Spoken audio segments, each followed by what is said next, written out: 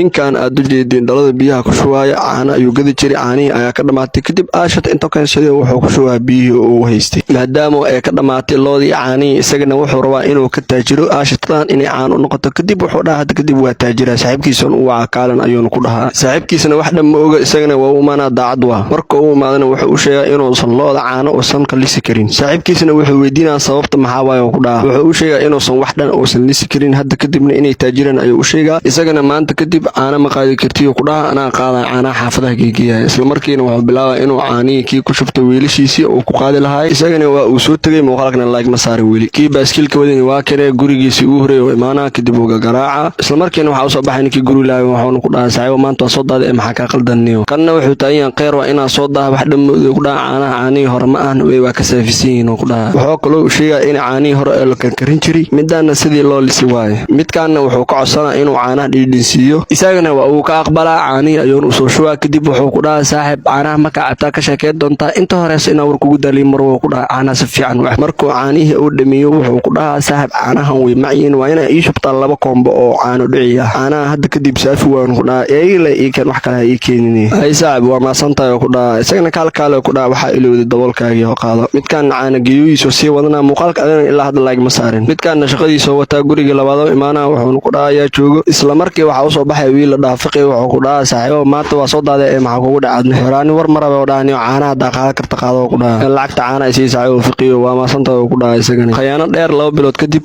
markay nolosha oo ku nuurto sidaan oo kale waaye wara ninka bangiga joogi ma shaqada maxaa ma kala wada saaxiibo maxaa ka qaldan lacag wixii dhamaadan ii soo dirin ee lacaga soo dir midkaanna wuxuu taagan yahay 2 bilood inaa xaafada joogo qof caan ii keenay ma laha hadda nimankaas inaa u tago waa u dhahaa lacagii bisha dhan way iga qaateen ee maxaa ka qaldan oo dhahaa waa inaa soo fiiraad guriga ugu tagaa wuxuu arkaa ninkan fuusada dul taagan oo aashatadaas rabo inuu dadka ku qayaamo kadib kana arkaa wuxuu ku dhahaa waxaan siin jirta oo lacag noogu qaadan jirtay waxa ma eedo dhaay qayaanada maxaa waa saaxiibo ballankeena saam ahayn ilmihii wixii la korleeyay ilaa waxaana maalin walba siyaamiya kanna wuxuu taagan yahay buuq maraba ee buuqada ii kordheer oo dhaani haddaan gadiin dada ii gadaaya isagana wuxuu taagan yahay aringa ma kugu fiirsan kara haddaan kugu fiirsado inaa ummadda halis ku tahay ogaa oo dhaay booliiskan ku sheegay kanna sida ciyaalka kale oo dhaqma or soo sheego dhaay ganacsi ma ila leedahay xoogaa kadib asigoo shaqadii wataa waxa uu imaanaa saaxiibkiisii waana la hadlaa wuxuu ku dhahaa guriga inaan gasho waaye booliis banaanka taagan inaan loo xiran maraba orada dhaay saaxiib hadii kala faqiiraan noqon isla markii ninka booliiska uu imaanaa wuxuu u sheegay inuu arinkiisa uu soo gaaray ummadda inuu qayaano ku wadan u sheegay qayaano dheer kadib ninka waa la xiray muuqaalkan hadda inta soo gaartay laagi fulo isku dar